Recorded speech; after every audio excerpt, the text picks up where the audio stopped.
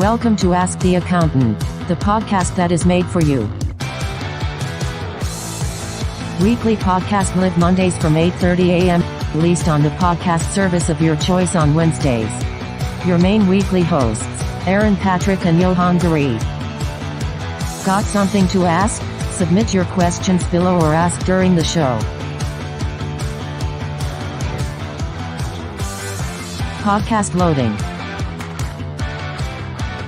We are currently getting everything set up behind the scenes, so sit back, relax, and we will be with you in a few seconds. Enjoy.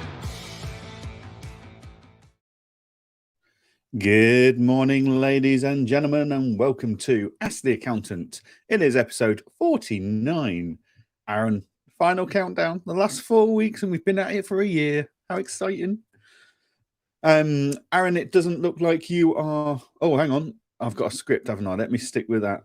So, as always, guys, if you've got any comments, want to say hello, ask us any questions, stick it in the comments. We saw tons of you at Accountex Manchester, and we're going to talk all about that later. And as always, this episode is brought to you, sponsored by Employment Hero. Our friends at Employment Hero are doing a great job at sorting out my HR system at the moment. So make sure you all have a look at that, and we'll go into more detail about Employment Hero and how we were working with them at Accountex Manchester later in this episode as well. So, good morning, Mr. Patrick. You don't seem to be in your office.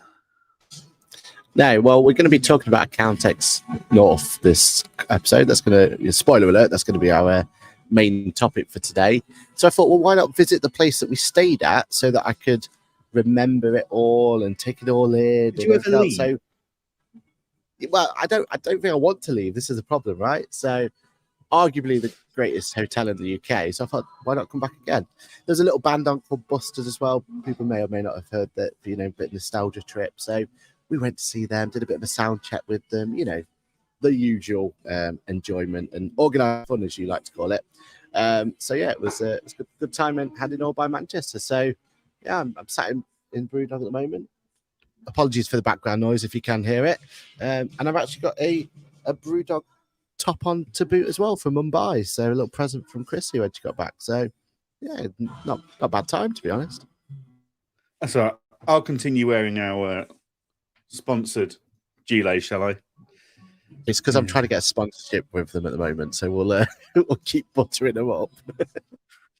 Sponsored in free beer.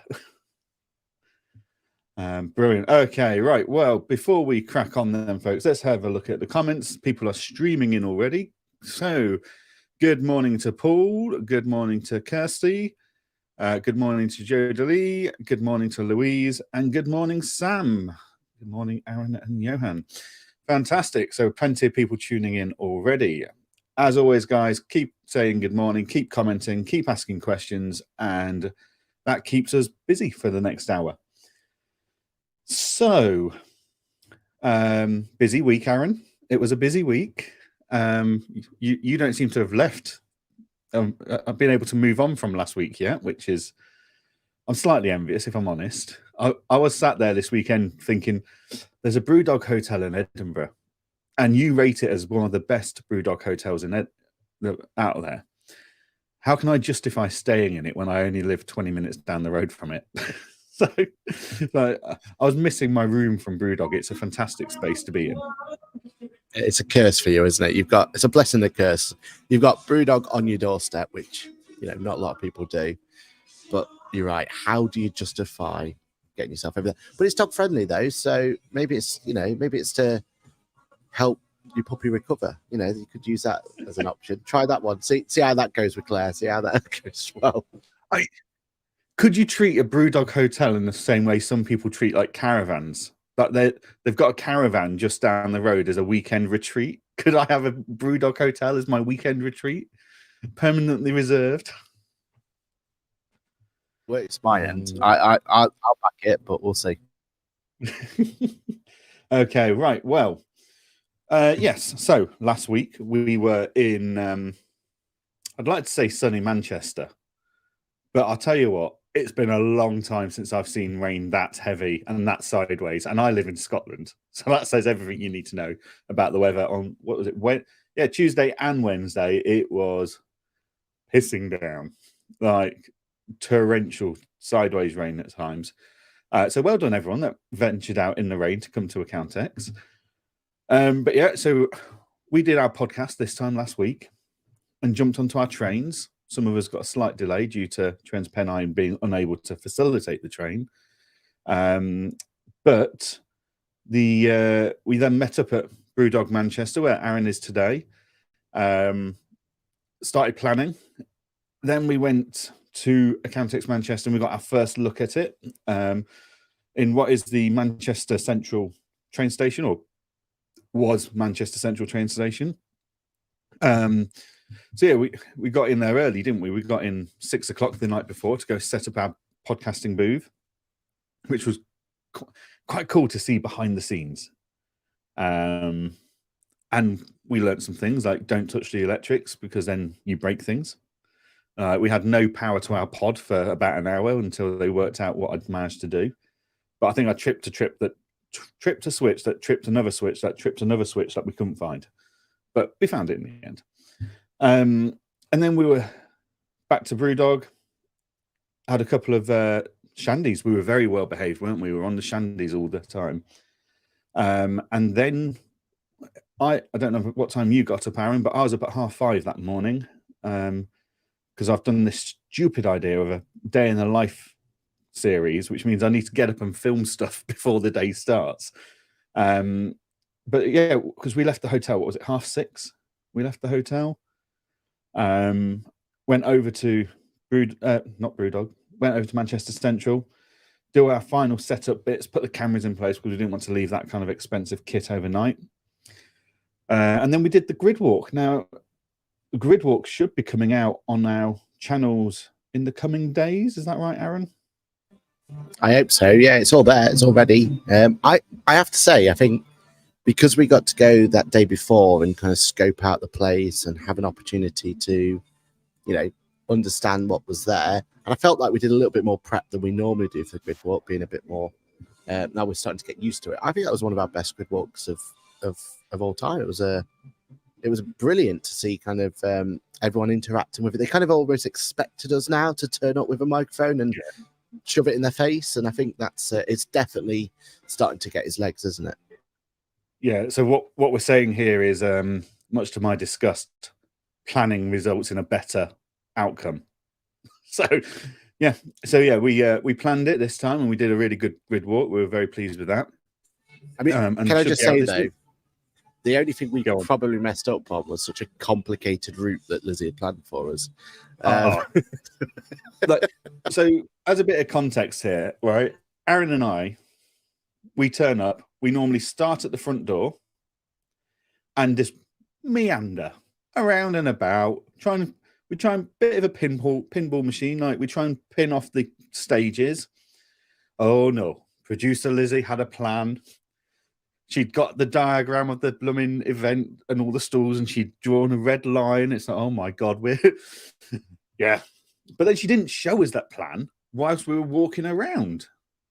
So yeah, it was just but it went very well. It was a very good grid walk. Really looking forward to seeing that content get released.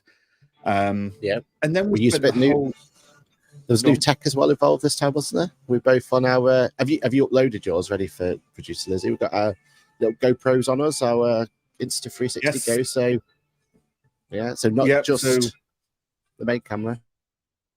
Yeah, so we had our main camera, which was on it should be a more stable shot this time because we used a proper wheeled tripod, like getting all the gear now. Still no idea, but we've got all the gear. So we've got a proper tripod with wheels, so we could just push it around. Well, I say Lizzie could just push it around. And then we've got point of view cameras on our chests to capture what we're seeing. So yeah, should be a really good episode of the grid walk, hopefully. And people always say, "Oh, what's the point of doing the grid walk? The event's already been." It's to make you realise perhaps what you could have seen and done, and then to go right. That supplier's there. I wonder if they'll be there next year, or that session sounded really good. I wouldn't mind going and see something similar to that next year. So it's about getting you the ideas ready for the next event and making you go, yeah, I can't afford to miss these events in future. Yeah, and it also gives everyone an opportunity just to see who was there. And going forward, what we'd love to be able to do at these grid walks is almost get an opportunity where we can find out exactly what the suppliers are going to release or what they're planning to talk about and everything else. Because you're right, people there probably don't get too much benefit from listening back, other than maybe a bit of nostalgia, a bit of memory sort of thing. But for the people who couldn't make it, we've got people in the chat that all the way down in Portsmouth, the chance of them coming up to Countess North is slim, right? So giving them an opportunity to go, wow, that's and that's what they were talking about. Oh, that's something I need to find out more out about. That's what it's all about, right? Yeah, definitely. So although we do tend to find we're a bit early, aren't we? Some of our friends, people like Cresco, don't turn up until the last minute. Every time we go to Cresco's stand, we turn up and we have to interview a cardboard wall. But in our defense, I think this is us saying to them, we're always going to go about half an hour before the doors open. Be there, be ready. If you want to get the exposure, this is your chance. Like, I don't think we need to change what we're doing. I think they just need to get out of bed earlier. Yeah, exactly. Yeah, we're not changing. They just need to be, if they want the exposure, turn up. So, but yeah, no, it was a really good grid walk. I really enjoyed that one. And then we spent the day podcasting. So what we've done is a little mini series of Ask the Accountant podcast pit stop. So we did 13 interviews in the end, all about 20 to 30 minutes long. Some are accountants, some are software vendors, some are bookkeepers, some are just people in the industry, like coaches and stuff like that. Absolutely loved that, although it was bleeding hard work. Like Aaron and I had to start tagging in and out, so we just did, like, the idea was we were both going to do pretty much all of them. But you're just constantly thinking, and listening's hard work, if I'm honest. Like listening to their responses and then having to come back with questions and insights on those it's hard work. It's mentally challenging. So so we've got 13 episodes of Ask the Accountant podcast pit stop coming out. Hopefully we're going to be able to do some more of that next year, but it is all subject to the event providers giving us the space to do it. But yeah, we really enjoyed that. So that was really good. There was a lot of learning as well, wasn't it? Right. Even me, who's, well, both of us, right? We love our tech. We love learning about this. We love just listening to the latest road announcement or the latest Sony or whatever, the amount we learned from that one, event was ridiculous. The fact that we were having to constantly have those cameras, having to worry about the power supply, the memory and everything else. There's a lot we've taken away from it. I've already got a shopping list of items we need just to tee it up a little bit, basically.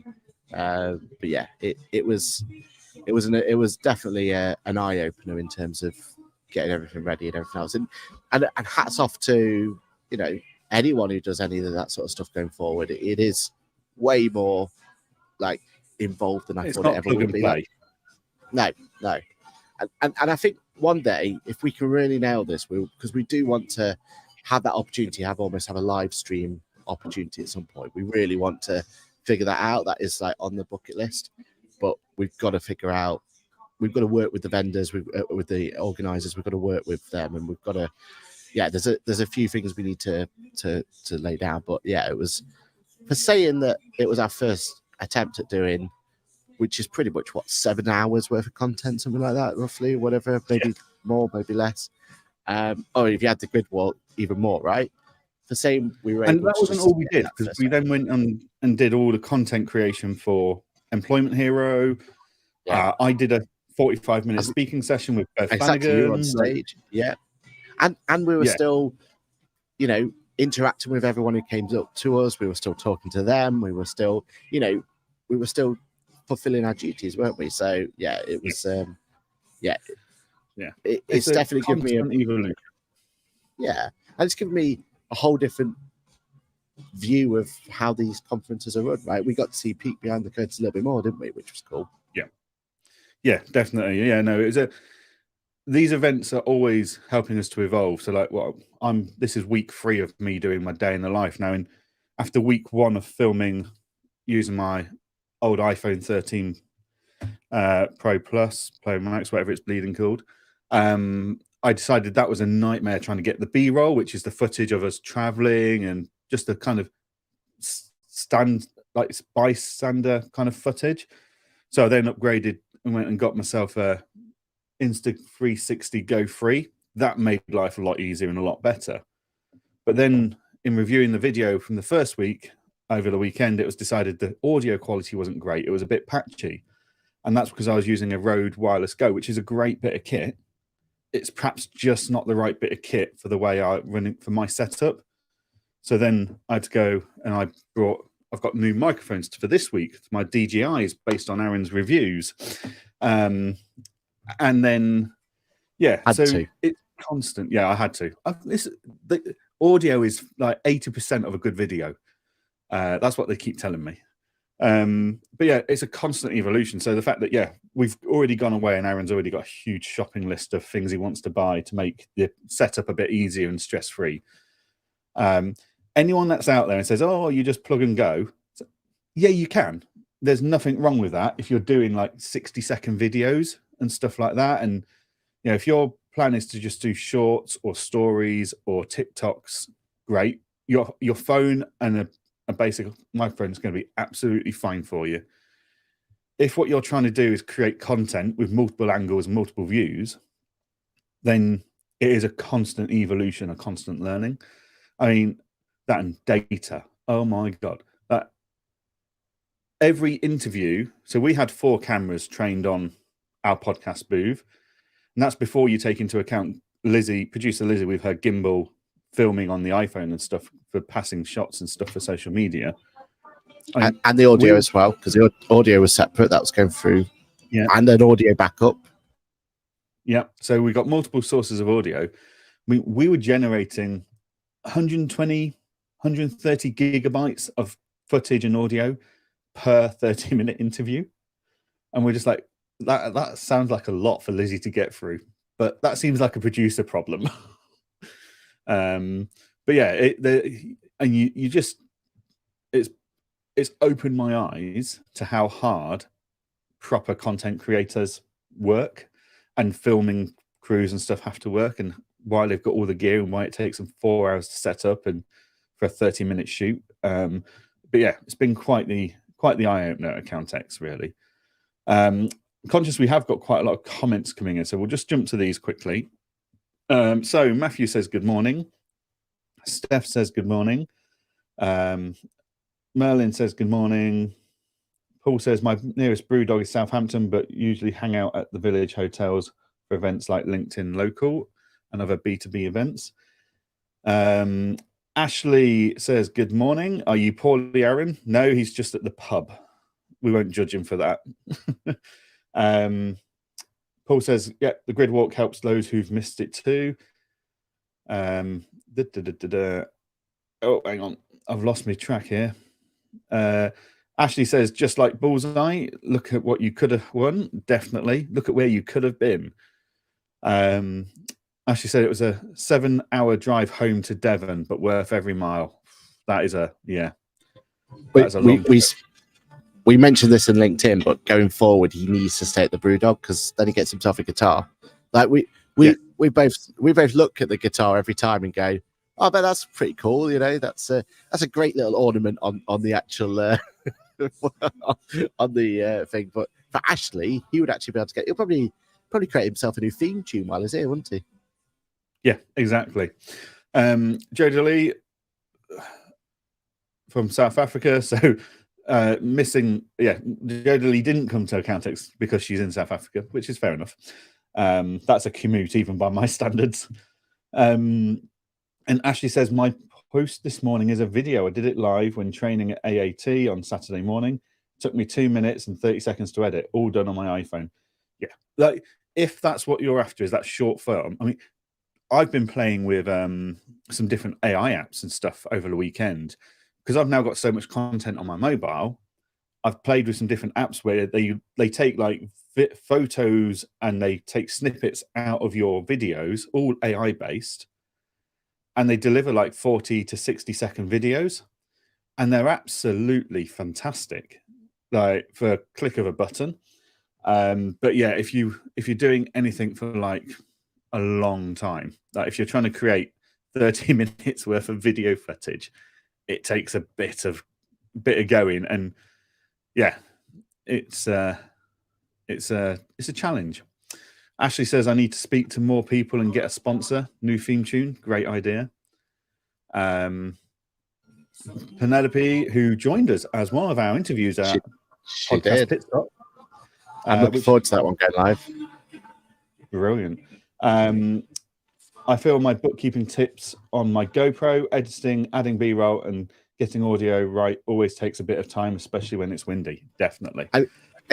She's got even more things to worry about, right? Like water, wind, sand. It's hard enough when you're studying. I mean, the worst I've got to figure out now is this background song, and it's quite catchy, so I'm not going to complain. But yeah, imagine being on a beach.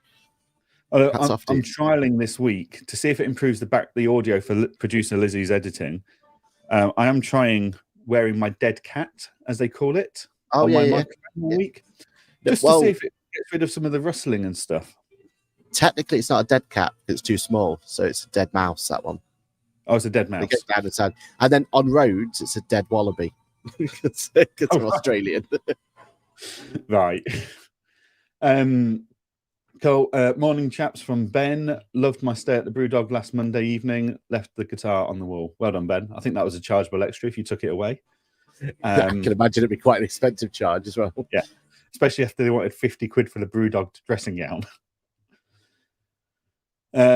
Ashley says, what AI are you using? Sounds awesome. That is a good question, Ashley. Give me 2 seconds. I'll find out for you. It was recommended by the DJI app, which is what the gimbal I use is.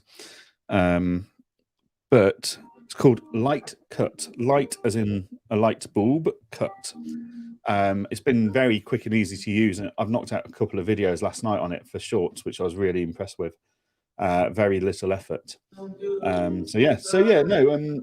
Accountex was a phenomenal event, wasn't it? Like, it was just, it's always quieter than the London event. Like, it's got a lot less going on than the London event, but the quality of the sessions is phenomenal.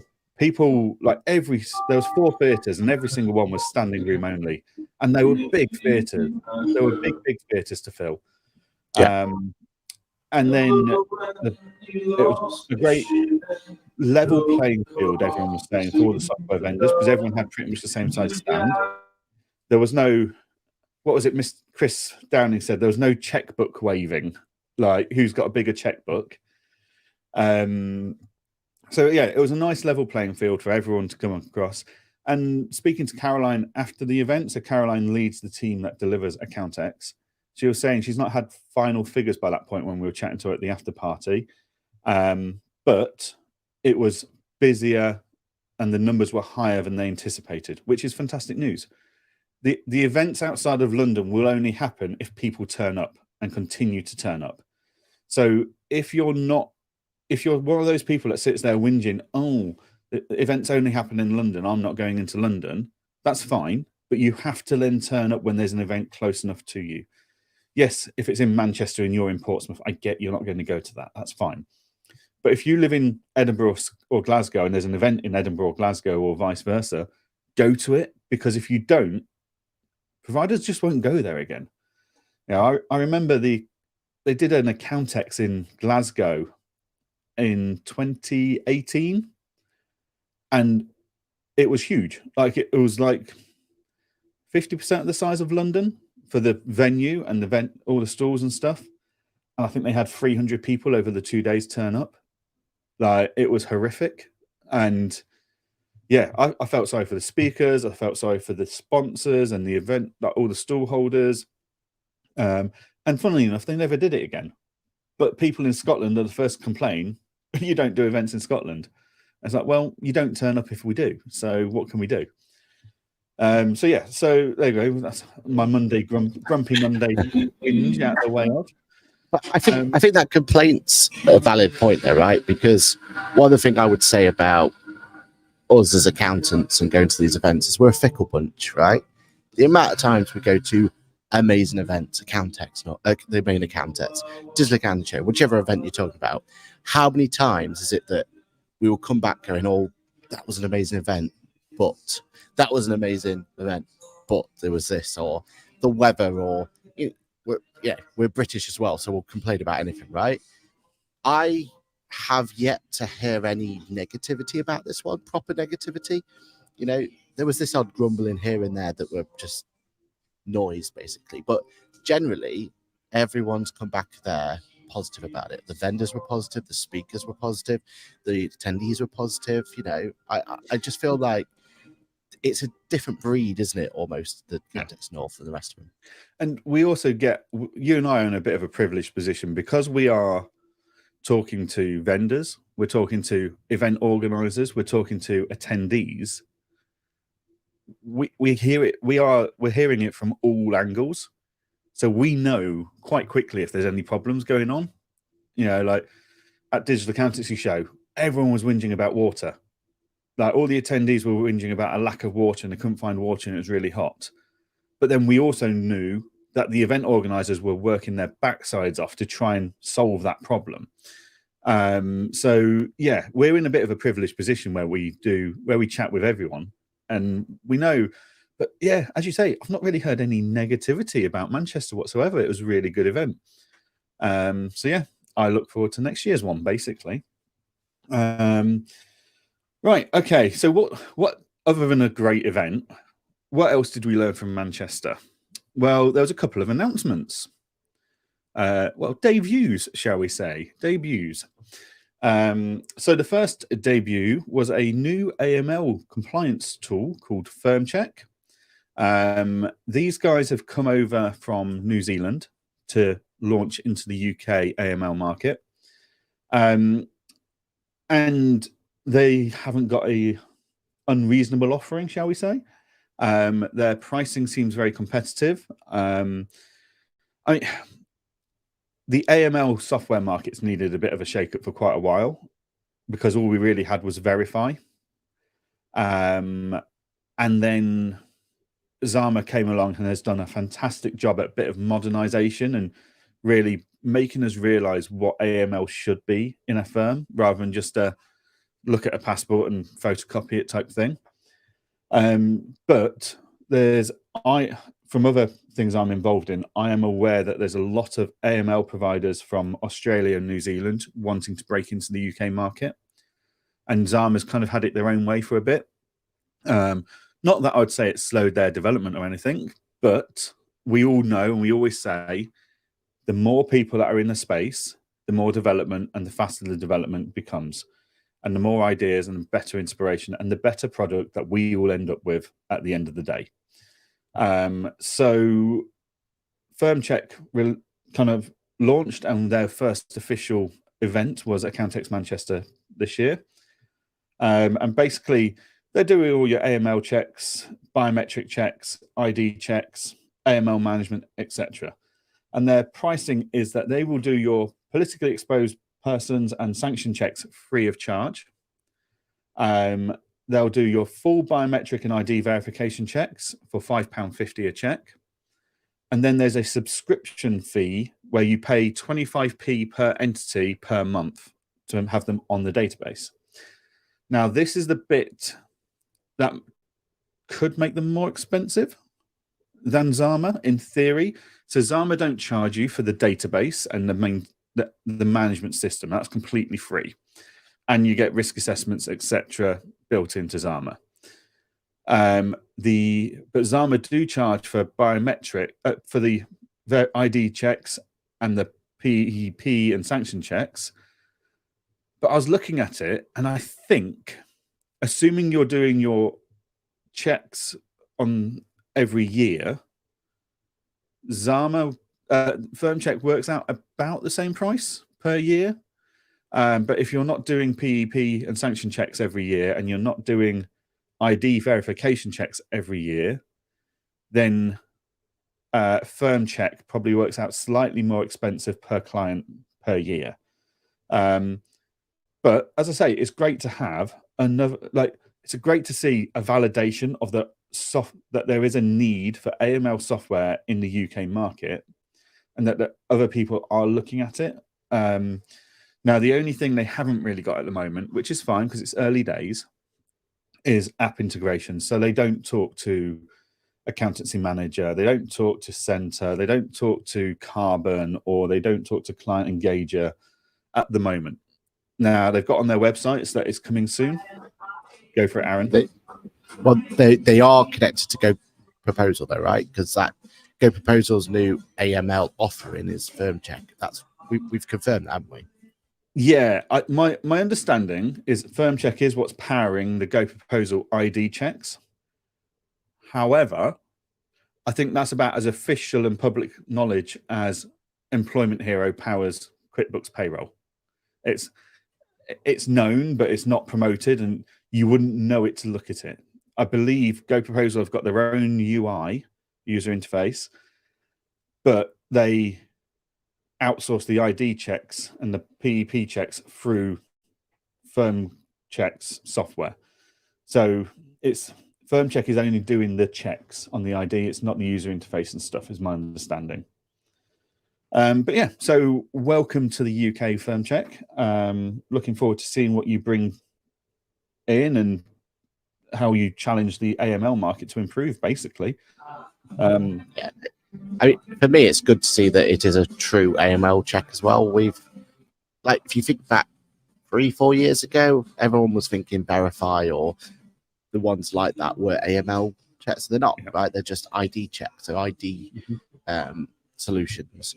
And I've been part of the small practice committee for ISAW. The amount of times that we've had people confused that just doing an ID check isn't enough. Do you know what I mean? Like that there's almost a perception that if you do an ID check with someone, then you're fine, you don't have to do anything else.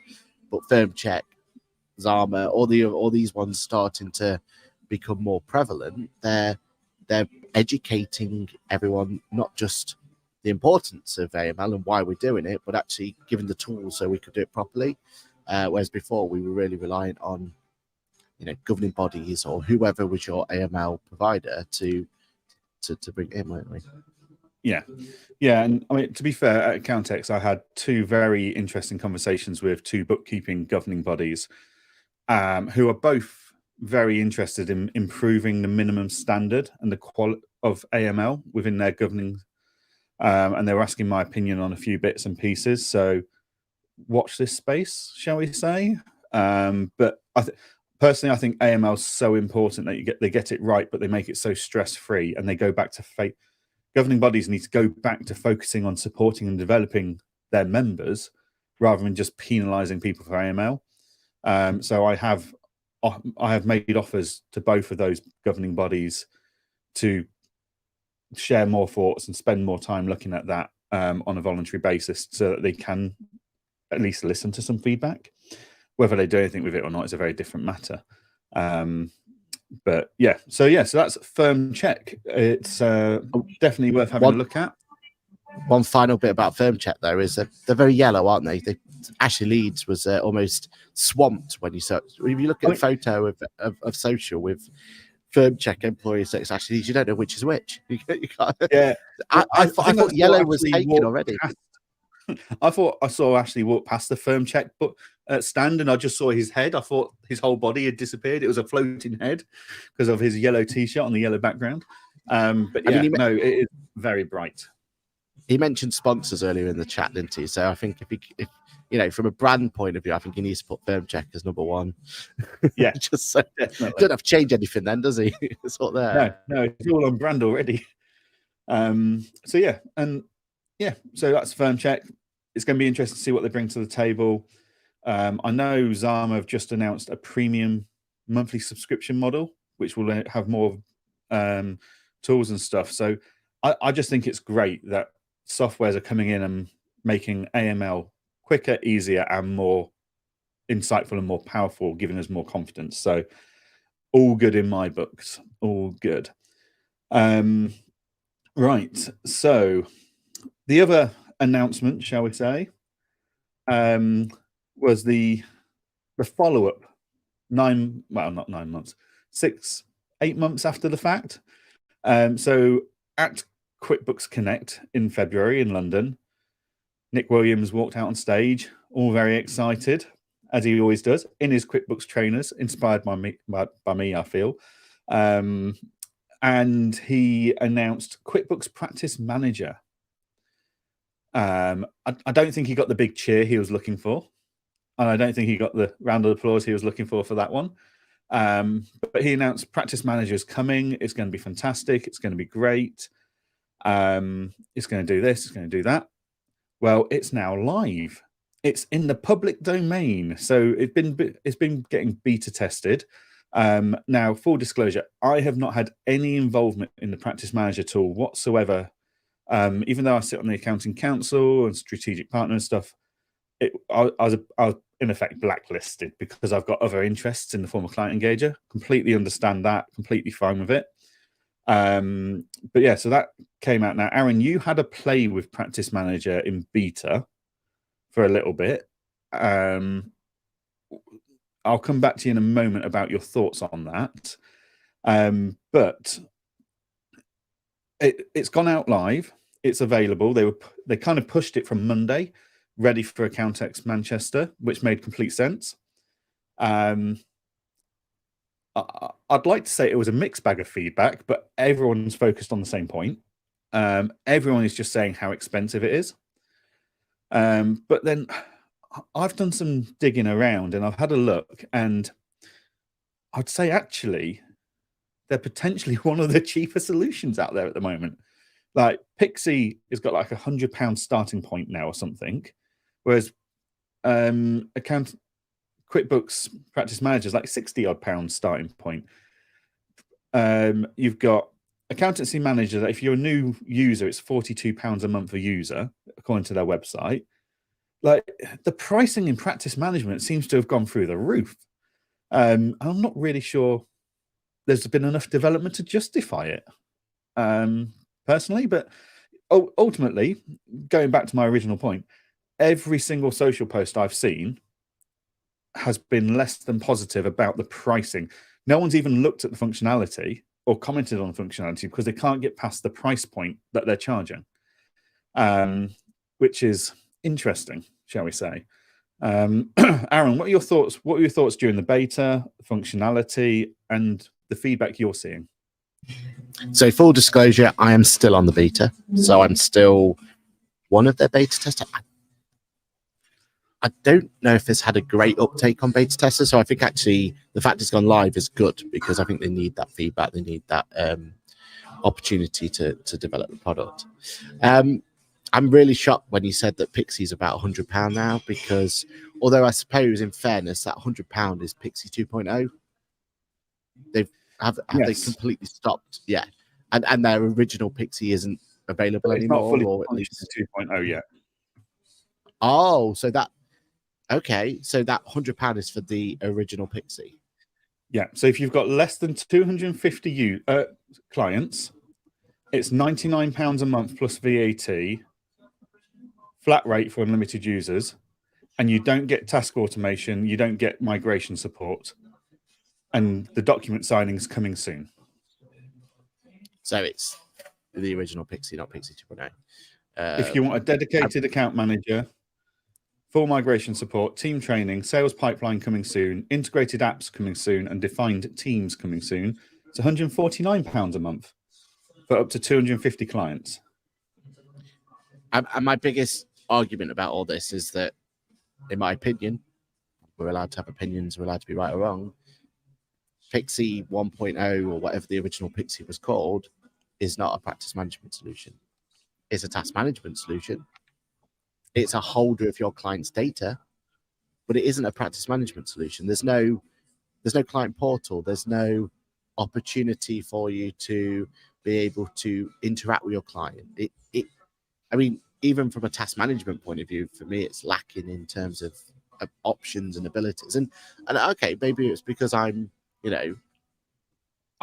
blinded by what other software solutions can do. Yeah, so other software solutions can give you a client portal. Other software solutions can give you a proper task management solution where you can go in there. So that's Pixie, right? And it's not the, a lot of people are, made a very, they've looked at the QuickBooks practice management solution and compared it to Pixie, and they've made some comparisons, right?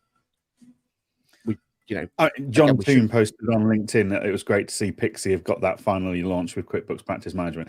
It's no longer a secret if John Toon's telling everyone. Yeah. Practice management is from QuickBooks is powered by Pixie 1.0. Powered by Pixie. And in theory, that should be a good starting spot, right? Because then QuickBooks has this solution that's already been out there for a while. It's had some popularity. It's had some, there are champions of the product, right? There has definitely been some people pushing the product quite lately. I don't know why. Again, I'm shocked. I don't understand it. But I think if we concentrate on the QuickBooks practice management solution, I think they have an opportunity to build a really powerful task management solution, an amazing opportunity. That opportunity is not there yet. What's been launched is that Pixie basically in a glossier and a different paintbrush. So I feel like that price point would be justifiable if and when the solutions and all of the bells and whistles come with it. The end goal is there. I get that then. I just don't feel like it's justifiable now. And it's that age-old conversation we've had many a time, isn't it?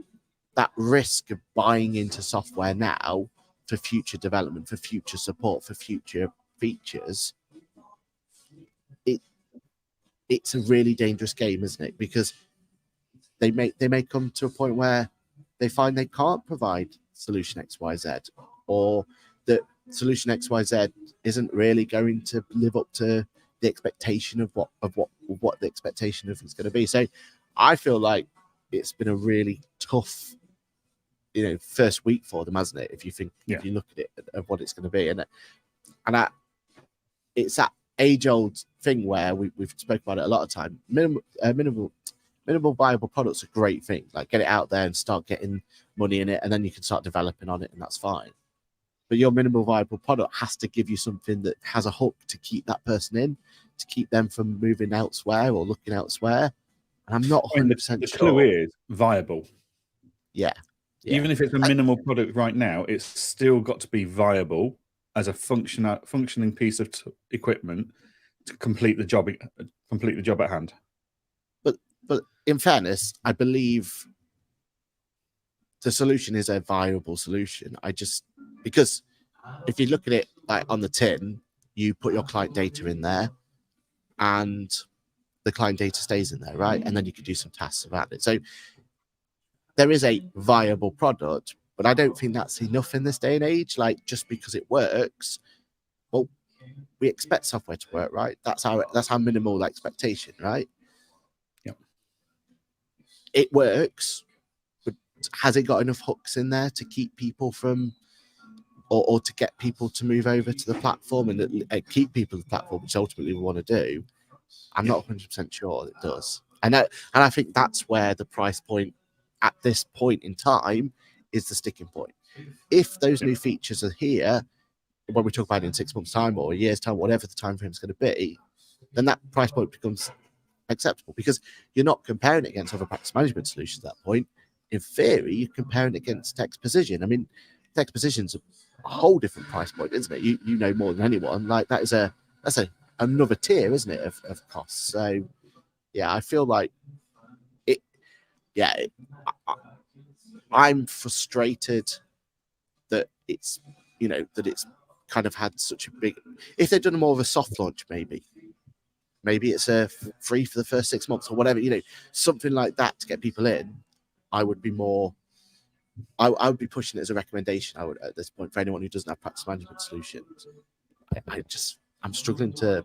I mean, it says a lot that I've not been able to put a video out on it yet, because I just haven't had an angle to go, that's what this should be. That's what this solution is for, and this is the practices who should be looking to implement it. Yeah, no, that's fair enough. Right, before we move on to any other topics, let's have a quick look through our comments. Paul says we need an Accountex South besides the main one in London. That's asking a lot, isn't it? Isn't London South? Yeah, I mean, London is very south for my liking. He was talking about a white label solution in regards to firm check. Yep. I wouldn't even call it a white label solution for firm check and Go Proposal.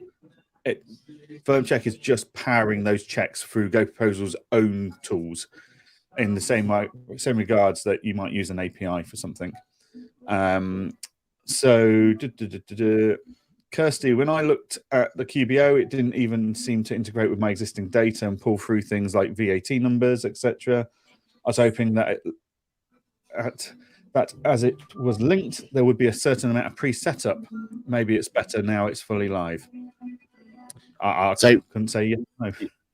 Yeah, so there's definitely going to be an end. Like this product's going to evolve over time, and I think the end goal is to have a much more integrated solution. Again, much more like zero position, or well, it was called Xavier, or what was it Xavier beforehand?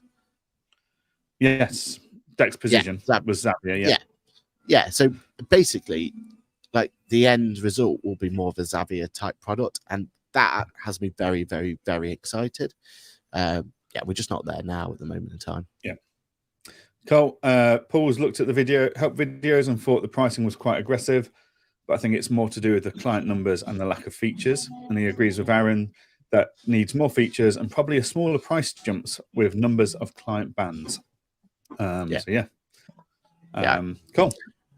Let's do our sponsor segment. I was going to say, we're 46 minutes in and we've not mentioned our sponsors yet, so we're behind track here. So Employment Hero has been very kindly sponsoring our podcasts for the last couple of months, and we've loved working with Employment Hero. They've done a fantastic job at modernizing payroll and HR, and we had a really good chat with Steve and Damien from Employment Hero over at Accountex, and what their visions are and their plans are for the next year for Employment Hero in the UK are phenomenal. So if you would like to have a look at a more powerful HR tool, for example, so we've just rolled out the premium HR tool in On Point Accounting, and it's made our lives so much better already. We're tracking things like AML certifications, QuickBooks QuickBooks certification renewals, zero renewals, etc., without me having to worry about them whatsoever. It's all automated once I set it up. So Aaron, roll the video. Ask the Accountant brings to you Employment Hero. Looking to hire remotely? Introducing Employer of Record by Employment Hero, your key to seamless global hiring. Global Teams is a best-in-class global employer of record service. Whether you're expanding into new markets or struggling to fill open roles, Global Teams connects the best talent with the best employers, all done legally and ethically. With Global Teams, you can effortlessly navigate the complexities of hiring globally while ensuring compliance and peace of mind. Say goodbye to the headaches of international hiring and hello to a trusted partner that simplifies the process. Visit employmenthero.com to learn more about their employer of record service and revolutionize your global hiring today. Brilliant. There we go. So if anyone even wants to have a chat about Employment Hero's HR tool and how I'm using it, then please do feel free to reach out on LinkedIn. We have to give a shout out as well to their booth at Accountex. You'll see it in the grid what we'll do, and also if you kept an eye on their social media channels and our social media channels, we were pushing it as well. We donned our capes, didn't we, and headed over to their booth and went over there. But I think that they're doing really well in terms of getting their name out there. There was good opportunities to kind of look at the products and everything else, but also they were giving away LinkedIn profile pictures as well. So I think that's a clever little ploy, isn't it, to kind of get people to come over there and a bit of a reward for doing it. And I think that was a running theme throughout Accountex. And I think this is pushed by Caroline and pushed by the team in terms of the fact that swag nowadays, it's not just disposable, landfill. They're trying to be something a bit more meaningful, a bit more economical, more sustainable. I think that, sustainable. That's the word I was looking for. And I think it's better for everyone, isn't it? And I think ideas like a LinkedIn profile picture and opportunities like that, and it's spin the wheel to get what your swag's going to be. I think the more people who kind of take on board that sort of view on swag is better, isn't it, overall? Definitely. Yeah, there was a huge push. And I'm hoping to see this carry on in 2024. That swag needs to be more sustainable. And there was a lot of stands there that didn't have any swag. And they were saying, no, we're not giving out swag. It just goes into the landfill. We're not wasting our money. We're not damaging the environment any further. We're not going to get any. You're not going to get swag from us. That's fine. That's good. We, however, did have some swag. And it was the swag of the town. Like, it was talk of the town, wasn't it? Everyone was talking about our swag. We pulled off a bit of a coup with our swag, I feel. So we brought top trumps to the accounting world. So everyone went through school with different top trump cards and different sets, like cars and motorbikes and boats and different Pokemon and all of this other good stuff, TV presenters, Top Gear, top trumps and all of that. We brought Ask the Accountant top trumps to the table. And basically we did top trump cards of every guest that we've ever interviewed for Ask the Accountant. We've got cool friends. And we got them to try and grade themselves. So they had 36 points. They could divide amongst all the different categories themselves. Quite frankly, it was appalling how many people couldn't add up or just scored themselves 10 out of 10 for everything. So, yeah. But less said about that, the better. Especially when a couple of those were accountants themselves. So, yeah, we should have given them a zero maths point for that one in, really, shouldn't we? In theory. So everyone got their top trump cards and they were encouraged to go around and get them signed to make them more valuable in the future, because you never know where we were going to end up. So they seemed to go down very well. Everyone was loving them. Lots of social media posts about them, which was great for us. And then we have already decided, haven't we? We're going to do a booster pack. Aaron's calling it season 2. I'm calling it a booster pack to keep with the top trumps terminology. We're going to do booster packs for 2024 involving all the other guests we've not interviewed yet, or we've got lined up to interview, or we've interviewed and we've not published yet. And we're even going to go with some shinies. We're going to put some shinies in there to make them ultra collectible. But yeah, we really enjoyed that little idea of swag, didn't we? And running with it, and Lizzie's having a great time being creative with it as well. So yeah, if you've not got your top trump cards this time, then make sure you're at an event with us in the future to come and get your top trump cards. I think the thing I learned more about that than anything else is just the FOMO it caused.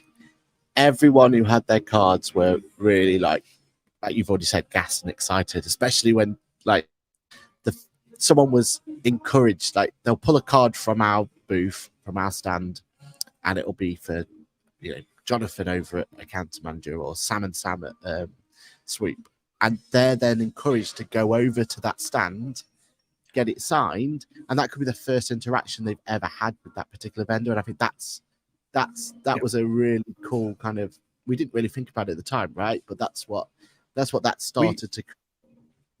Yeah, we ignited conversations because of it. Yeah. So yeah, very happy with that. And my favorite part about all of it was that we had people coming along going, "Right, how do I get myself a top? What do I need to do? Where do I how do I get myself involved in this next time round in the booster or season 2, whatever you call it?" And I think that FOMO effect it caused as well was pretty special, right? We've got years worth of interviews to be doing based on the sign up list.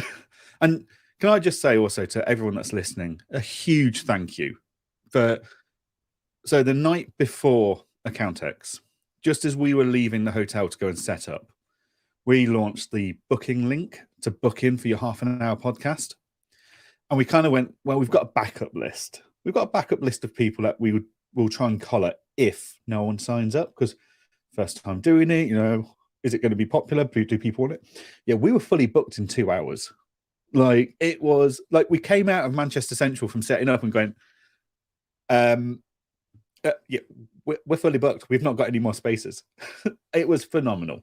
So thank you for everyone who came and said hello. Everyone that came and tried to sign up to get interviewed. We did 13 interviews, but we know we had nearly 40 people trying to get an interview. So absolutely phenomenal uptake. And Paul has said in the comments, we need an Ask the Accountant #1 fan top trump card. Winky face. I'm afraid, Paul, I don't think you'd get it. I mean, just through bribery. So the wonderful, our last interview was probably my favorite interview of the day. So Most our last wholesome, interview wasn't it? Yeah, it was with Kirsty Hayward McDonald. Kirsty has been following and commenting on our socials and turning up live. And if she's not live, she's always watching it back for a very long time. As has Paul, don't get me wrong, and so many others like Kirsty and stuff.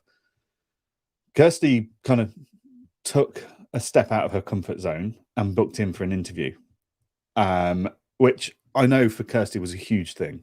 She's not someone that enjoys speaking publicly. She's not someone that enjoys doing social media and stuff, but she did it, and she did a fantastic interview with us. And for Aaron and I, we both saw Kirsty was like booked in. It's like, right, we're doing that one together. Like, we both want to be part of that first interview for Kirsty. And she turned up early, kept saying how starstruck she was, which was lovely. But she brought us each a bag of chocolate Cadbury's Heroes as well. So on the bribery front, already winning top trump #1 card. See if you can top trump that, Paul. But yeah, we did that interview. And I think that one interview reminded me why we wanted to do the podcast pit stop in the first place. Aaron and I said, we're going to do it because we want to give people the opportunity to be interviewed for a podcast and these people probably wouldn't normally get that opportunity. They haven't got the same social followings and stuff as Aaron and I have, which leads to lots of different interview requests and stuff. But we want to give them a voice, and we want to give them some content that they can use on their own websites and social media feeds. So it was very much about them and, their business and their ideal clients and stuff. We did that very deliberately. But for Kirsty to come along and do it, that really hit home for me as to this is why we've done it, and this is why we need to keep doing it in the future. Because it gave her a platform to create a bit of social media content that she can use anywhere she wants going forwards. So, yeah, by far my favorite interview of the day. I don't know. I'm sure. Do you agree with that one, Aaron, or have you got someone else you thought was your favorite interview? No, I'm not going to start picking favorites. But you're right. Like, the whole point of us giving that platform, giving opportunity for people to have a say, just talking about what their experience was. That was a wholesome moment, right? And that, I feel like that's what we're bringing to the table. We love the vendors, and we'll always want to showcase some new toys and new shiny things, and that's great for clicks and great for content for both of us, right? But that opportunity to just unsung heroes of the industry, I think that's what we should call them, right? And it was just giving that platform for them to have a chat and have a say, and it's really, we don't know if we're going to get invited to other conferences, but we're going to be fighting for it, because I feel like that's what we can bring to the table, right? And I think that's great for the whole community. Definitely. One last thing just to be aware of. Next week is the Accounting Web Awards. Aaron and I have had numerous invites to be on different tables for these awards. Unfortunately, we can't make it. We won't be there. We've just got far too much going on with other trips and stuff like that. But good luck to all of those that are shortlisted and will be attending. I'm sure you're going to have a fantastic evening. And yeah, good luck to everyone, basically. And we'll look forward to seeing the winners. but I'm sure everyone is looking forward to that event. So, Aaron, we need to round it up. We've been an hour. Anything you'd like to plug or add, or what are you up to this week? I mean, we've been an hour and I've still not even finished my week of what I did. So just a quick plug for what else I did this week. I went to, we've got a little practice community that we have a group of us, Rachel Harris and Sam Newton and people like that. And we went down to Sheffield for an event and we did a podcast there as well. And I think that's going to be a really insightful one to listen out for. There's so much good content coming out your way, so just make sure you've subscribed and listening, because we've got hours of content to be putting out on there. We internally, between me, you, and producer Lizzie, we've got to think about how we're even going to distribute this, because it's a nice to have problem, isn't it, to try and go through. But there's some great content coming your way, so make sure you're subscribed, and we're looking forward to getting it out there. But it's going to be a good few weeks, I think. We're kind of slowing down now, aren't we, from the conference season? But we've still got the business show to come forward going forward. So and be exciting to do. And then we're on tour, so we'll go from there. Brilliant. We've got so much content coming out. It's ridiculous. Poor old Lizzie's working very hard to get it all edited and put together, and then scheduling is going to be a whole different beast. My first episode of A Day in the Life, which is really just following me every week, 5 days a week, came out last week, and the feedback's been fantastic, and some people have asked questions that I can then follow up and create more content on, which has been wonderful. My favorite bit for everyone to listen out to is he even gives a tour of London from his hotel room. I mean, I was a little overcritical, I think, of it when he was giving it, but I encourage everyone to just watch for the tour itself and just. I may have missed a few sites that others would say were obvious. I just knew the one site from my window and I took advantage of it. That was good. So watch out for Friday when the next one comes out, covering the week at Accountex. I'll keep pumping them out one at a time.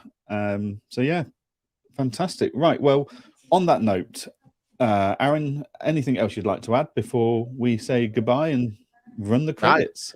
I just think you need to. People need to give you kudos for starting the Day of the Life. I think it's going to be and already you've got fans of it, so it's definitely doing what it should be doing. So and I know, just to anyone out there, we were talking about how much hard work it is to do 7 hours worth of content on. I think it's quite that level. There is a lot of hard work goes to these A Day in the Life. So do give that a view, because it's well worth it. Thank you very much. Well, on that note then, folks, we will see you all, as always, next Monday at 8:30 in the morning, whether it's on YouTube, LinkedIn, Facebook, wherever you're listening to us. And of course, if you're not listening to us and following us live, then you can do so on the podcast every Wednesday morning. But always try and tune in live if you can, because you get to comment, get your opinions across, and we get to have a chat with you, as it were. So thank you very much to everyone. We will see you all next week. Cheers, everyone. Bye. Goodbye.